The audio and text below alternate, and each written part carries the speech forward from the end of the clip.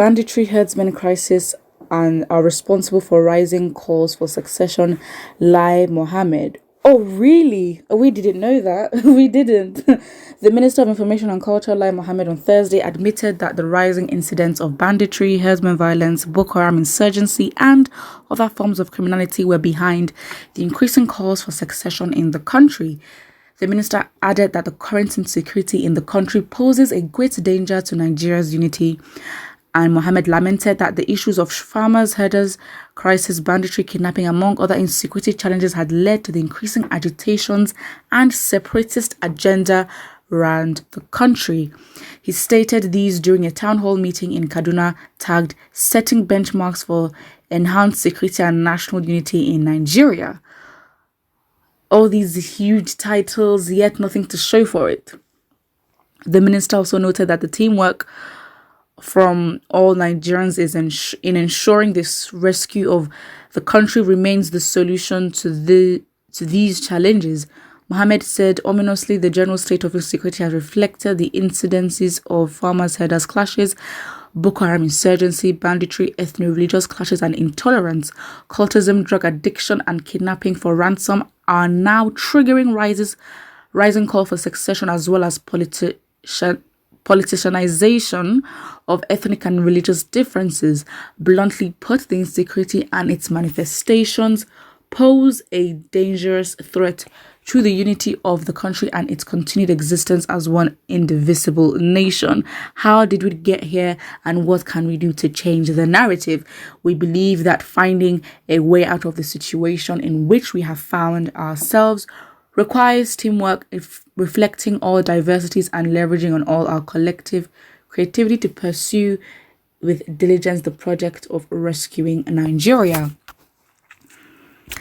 It all just seems very scripted and written as always. I mean, again, apart from the content, it also matters where the content is coming from. And then LAI Mohammed is not someone who is trusted, or his reputation is one where people believe what he says, or when he says things, people don't necessarily feel, you know what, he's right. The influence is not there. The influence that he has is to aggravate, actually, a lot of people, especially on social media, especially with the reports that he has, and just very out of touch, out of mind, it's like, you're acting like as if it's a sane country where things work and it's a system. Because that's where the tone and the overarching theme of what he wrote represent, or what his assistant wrote. But the fact just remains that he's not someone that Nigerians would say that, you know what, he said this, let's be peaceful, let's go with what he says because he's right. Doesn't happen like that.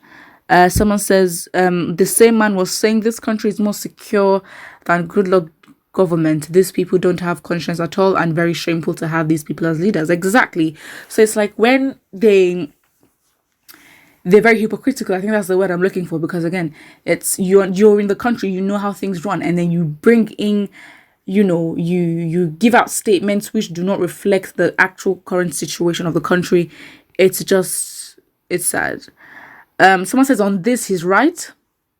The masses have been deprived of everything. If the life they have left can also be snatched easily, they'll only naturally lose faith in the existing state. First time, the truth isn't far from lie.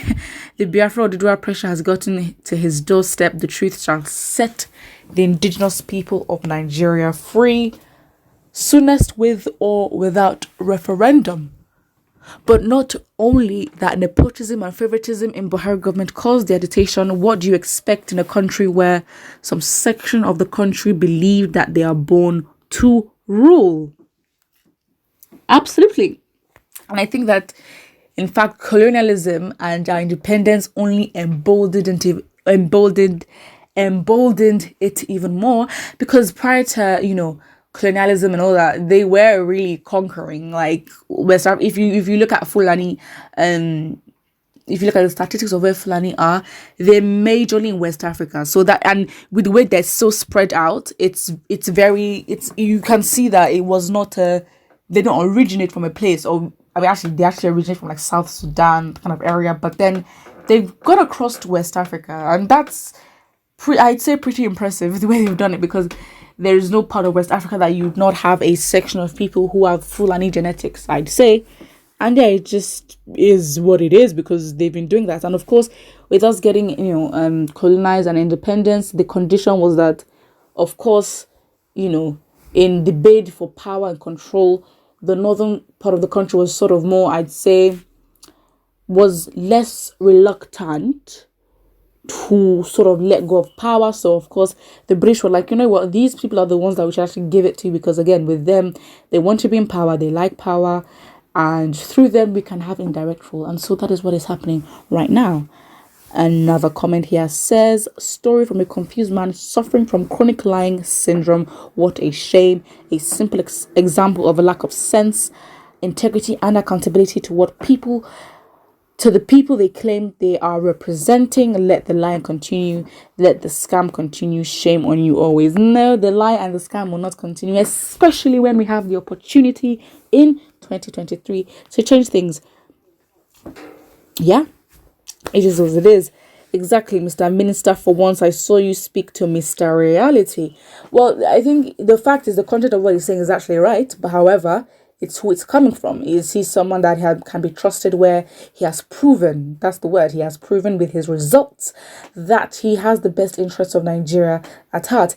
He has been very inconsistent with that. He has not been consistent in terms of speaking the truth all the time. So this is like a one-off thing. So I don't want us to forget who he is and who he's proven to be, especially with the kind of speech that he makes and the results of what he has done, which is zero in my opinion. If he has done something impactful, let's see, and if it's spread across the whole country, let's see. We're talking about impact here. I just think that we can't be too trusting of people like this, because again, there came a time where it just isn't. Someone says he forgot to mention nepotism and selective treatment on one part of the country against another. Well, Mr. Minister, we are all waiting for 2 years when your APC members will start decamping. Absolutely, 100%. The truth will start surfacing soon as you guys start losing your grip on power.